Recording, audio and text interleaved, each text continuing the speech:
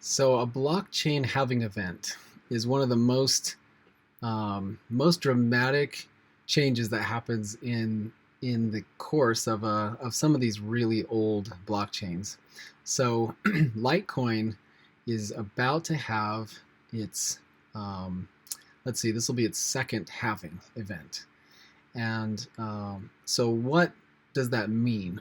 So um, what happens is originally when Bitcoin and Litecoin were invented, they were meant to be distributed universally out to as broad of an audience as possible. They didn't want to give out all the coins because then it would be hoarded by us, the few that knew about it earliest.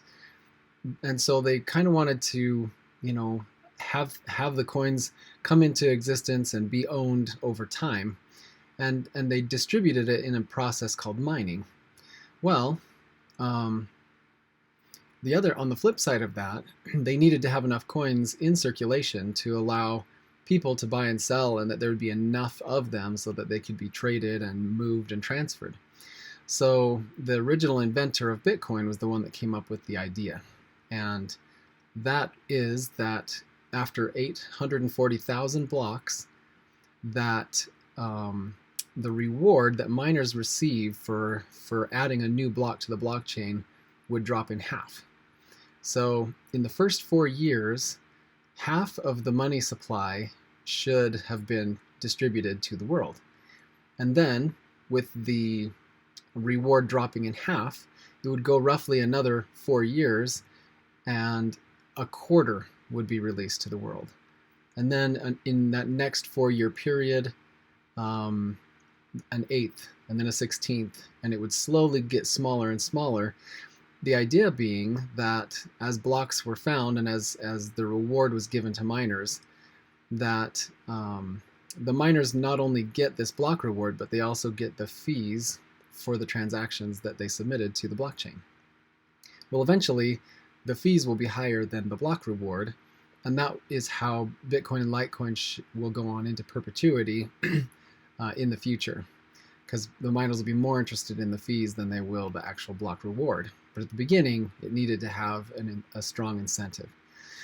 So what's interesting about this is that when it first began, for the first 4 years, Litecoin was giving 50 coins, so 50 Litecoin to the person that found the block. After 840,000 blocks, they'll no longer get 50, they get 25. And so currently it's 25. But in another, people are estimating in beginning of August of 2019 that 25 will drop down to 12 and a half. So what are the economic ramifications? So I'm interested in kind of the psychology and the kind of macroeconomic impact of this. So for example, I knew a guy that worked on Wall Street, and the people there were essentially hedging against what the central bankers would determine the new interest rate will be. Will it go up 0.25%? Will it be up or down 0.25%? And so they are essentially doing all this research and doing all of this to hedge themselves and guess, because if they guess it right, everyone in the room is a millionaire over, because they're just dealing with enormous amounts of money. And guesses like that, if you guess it right and you're on the right side of those adjustments, you can make a ton of money in the bond market and other things. So anyway, their main senior manager over the entire thing says, I have a hunch that it'll be 0.25% this time.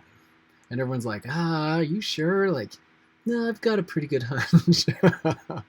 And so those of us that are in the industry and kind of know how baked in a lot of the corruption of banks and things are, full well that he had a knowledge of what that adjustment was going to be. He had it in the bag. He knew what it was going to be.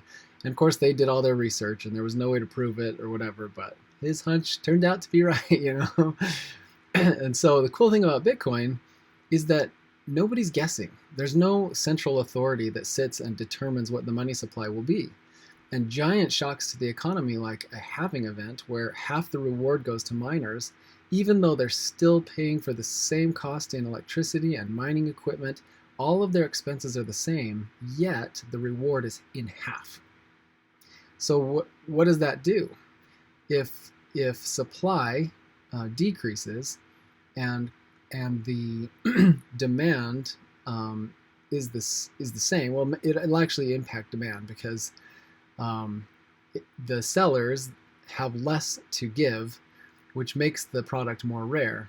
So one of two things will happen. Either these mining operations will realize that they can't operate anymore because they're getting half the reward, so they're going to have to exit the system, or they hoard what they have and release it so at a smaller rate so the demand increases against that and pushes prices up. When I was first kind of analyzing Bitcoin, I always speculated that every 4 years, because of the anticipation of this halving event and having it so public, that people would position themselves in a way that technically or eventually the prices would generally double because of this, because of the increase of demand and interest and just a lot of other factors that go into it, that this should, over a period of 4 years, cause prices to double.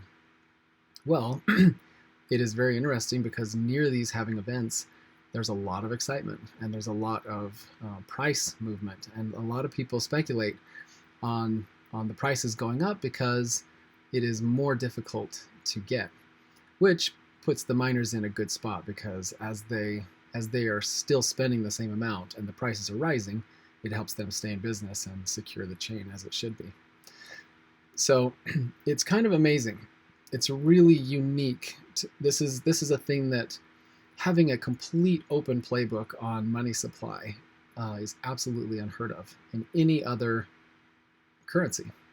The Federal Reserve and all those guys, they get to make these decisions, and they essentially have the ability to really make a lot of money from that insider knowledge. But this is a level playing field. Everybody knows years and years in advance when these things will happen, or at least approximately, and everyone can position themselves already. So it's totally fair.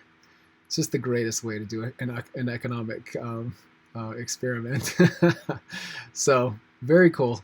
I hope that taught you something new about this, and I wish everyone luck with this with the halving coming up in the next few months.